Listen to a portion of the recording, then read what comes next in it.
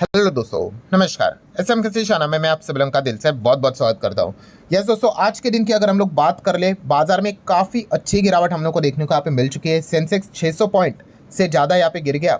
And Nifty की अगर हम लोग बात कर ले, 200 प्लस की गिरावट हम लोग को देखने को मिल चुकी है। 225 पॉइंट की गिरावट आप चाहो तो कह सकते हैं। नियर बाय 1% के आसपास निफ्टी गिरते हुए देखने को मिला। और सबसे इंपॉर्टेंट चीज़, 26,000 के नीचे चला गया और उसके नीचे क्लोजिंग भी दे दी। यस, शुरुआत से लेके अंत तक अगर आप देखोगे, बाजार में सिर्फ लाल निशानी देखने को मिल गया। लोअर लो काट कर मार्केट बस नीचे ही हम लोग को जाते हुए देखने को यहाँ पे मिल रहा था। वो तो जाते जाते थोड़ा सा कुछ रिकवरी दिखा दी, वो तो बस बोलने के लिए क्या ही रिकवरी बोले। बट ओवरऑल अगर हम लोग यहाँ पे देखें तो बस इतना ही देखने वाली बात थी कि 11 बज गए, 11:30 हो गए, 12 बज गए, 1 बज गया, 2 बज गया, और कितना पिटना बाकी है। बस गिरावट ही गिरावट हम लोग को देखने को मिल गई। इनफैक्ट हम देख सकते हैं प्रीवियस क्लोजिंग जो थी 26,186.45 और ओपनिंग ही हम देख सकते हैं 26,160 के आसपास देखने को मिल गई। मतलब वही गैप डाउन देखने को मिल गया। और हाईएस्ट लेवल भी जो हम लोगों ने टच किया आज के दिन 26,178, जो कि प्रीवियस क्लोजिंग के नीचे ही था।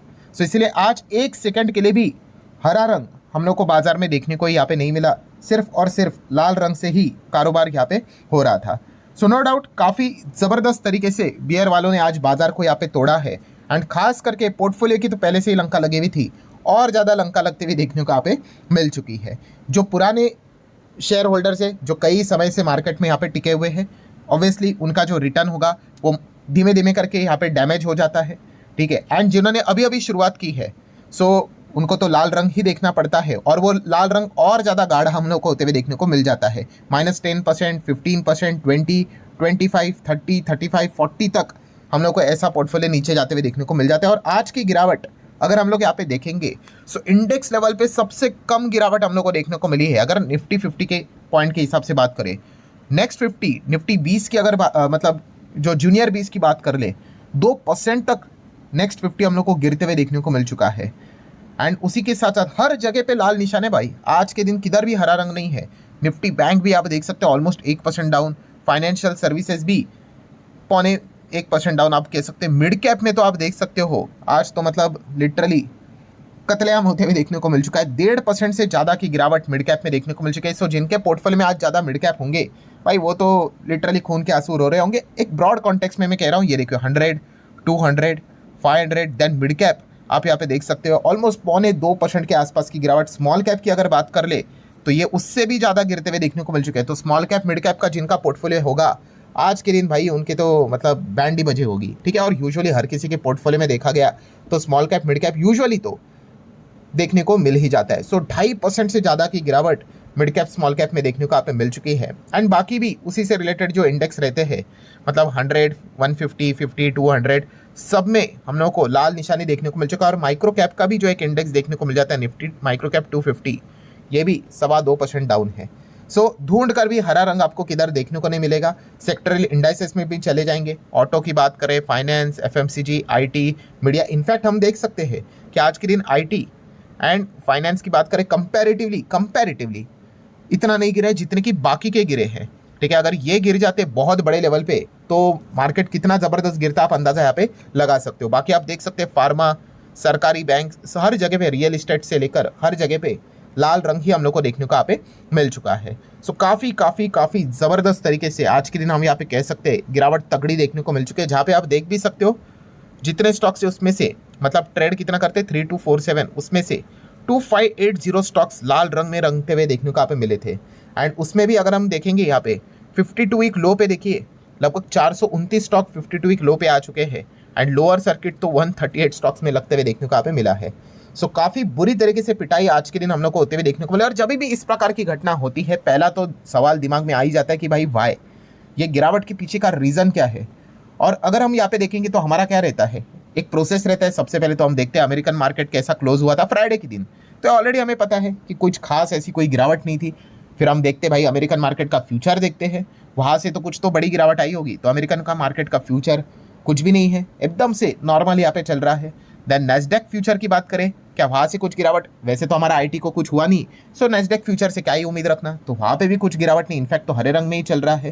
देन यूरोपियन बाजार की बात कर ले, सो वहाँ पे भी कोई दिक्कत नहीं। डैक्स आप देख सकते हो, यूके का मार्केट देख सकते हो, फ्रांस का बाजार देख सकते हो। यूरो स्टॉक्स 50 की बात कर ले तो यहाँ पे भी बिल्कुल मतलब लाल रंग नहीं।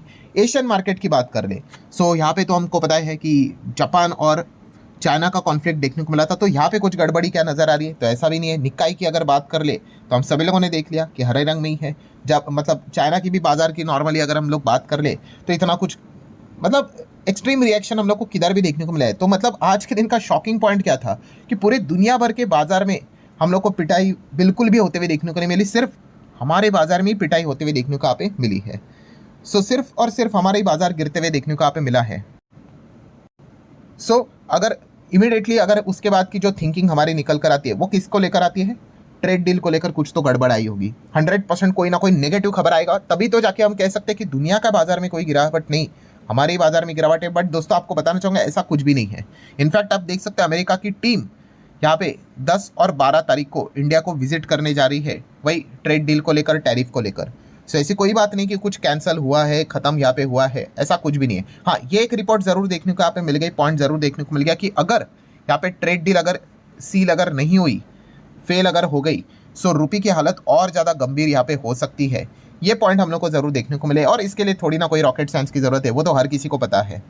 सो ये सारी चीज़ें फिलहाल तो हम लोग को देखने को यहाँ पे मिल चुका है। इसी चीज़ के चलते हम यहाँ पे कह सकते हैं कि FIS जो लगातार एग्जिट यहाँ पे कर रहे हैं वो और ज़्यादा हम लोग को एग्जिट करते हुए देखने को यहाँ पे मिल सकते हैं। वैसे भी हम लोगों ने यहाँ पे देखा था कि FIS ने दिसंबर में भी लाल रंग के साथ ही होली खेली है। इनफैक्ट फ्राइडे के दिन हम कह सकते हैं कि RBI की ओर से थोड़ा सा अच्छा डिसीजन आया था, तो कम थोड़ा सा बिकवाली हम लोग को FIS की ओर से देखने को मिला था। तो उम्मीद तो थी कि FIS की ओर से थोड़ा सा कम प्रेशर देखने को मिलेगा, बट जिस प्रकार से आज के दिन गिरावट देखने को मिली है, सबसे ज़्यादा यही रहा है कि FIS ने ही आज के दिन बहुत बड़े लेवल पे शायद से माल बेचा होगा। एंड इसी कॉन्टेक्स्ट में अगर इंडियन रुपये की बात कर ले तो इंडियन रुपये हमारा वापस 89 के लेवल पे थोड़ा बहुत जो आया था वो वापस हम लोग को 90 प्लस पे जाते हुए देखने को यहाँ पे मिल चुका है। यही सबसे बड़ा पॉइंट हम लोग को देखने को मिल रहा है कि लगातार हमारा कमज़ोर होता हुआ रुपया, और लगातार FIS की अगर बात करें तो लगातार उनकी जो बिकवाली हम लोग को देखने को मिल रही है, इसी चीज़ के चलते ये प्रेशर हम लोग को बार बार क्रिएट होते हुए देखने को मिल रहा है। ये कोई पहली बार नहीं देख रहे, इसके पहले भी हम देख चुके हैं। इसके पहले भी जैसे मैंने आपको बताया है, क्या बताया कि हम 26,000 के ऊपर इसके पहले भी जा चुके हैं, बट यस हम टिक नहीं पा रहे। कुछ लोगों को याद आया होगा क्यों नहीं टिक पा रहे? जब तक यहाँ पे ये बड़ी अनसर्टेनिटी जब तक हटेगी नहीं, खास करके ट्रेड डील को लेकर, तब तक हम यहाँ पे कह सकते 26,000 के ऊपर तो जाएंगे, बट बार बार हम लोग यहाँ पे नीचे यहाँ पे आएंगे।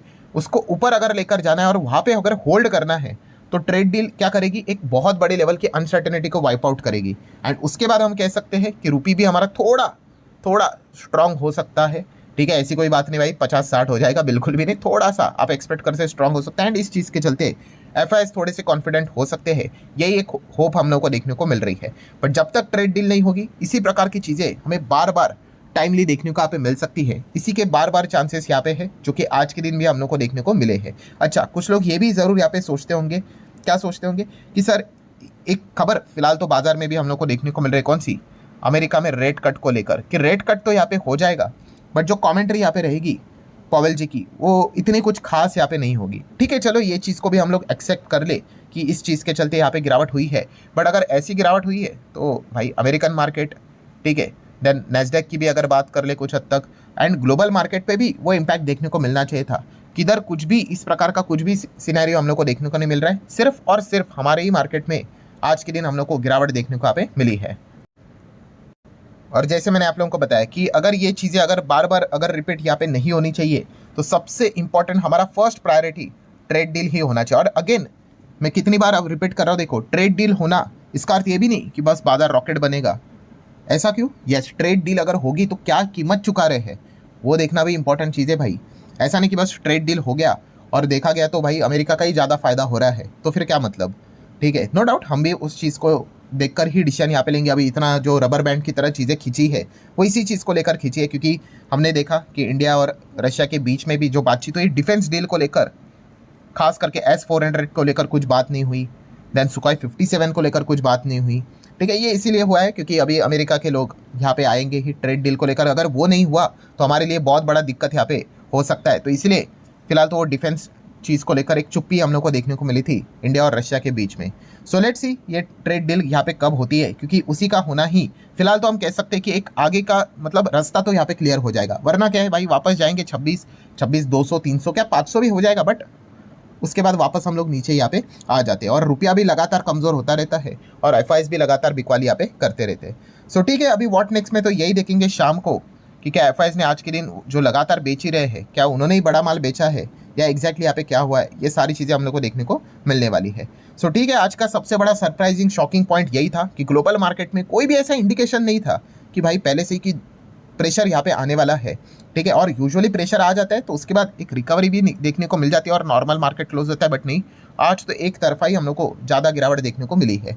सो अगर कोई कॉन्क्रीट रीज़न अगर लेट नाइट हमारे सामने अगर डिसीजन अगर आ जाता है तो मैं आप लोगों को इन्फॉर्म कर दूंगा, बट फिलहाल तो यही पॉइंट्स हम लोग को देखने को यहाँ पे मिल रहा है, इसीलिए सबसे ज़्यादा गिरावट आज के दिन के ये सरप्राइजिंग पॉइंट यहाँ पे देखने को मिला था। सो ठीक है दोस्तों, आशा करता हूँ वीडियो हेल्पफुल लगा होगा, चाहो तो लाइक एंड शेयर कर सकते हो। मिलते हैं अगले वीडियो में, तब तक के लिए बाय बाय।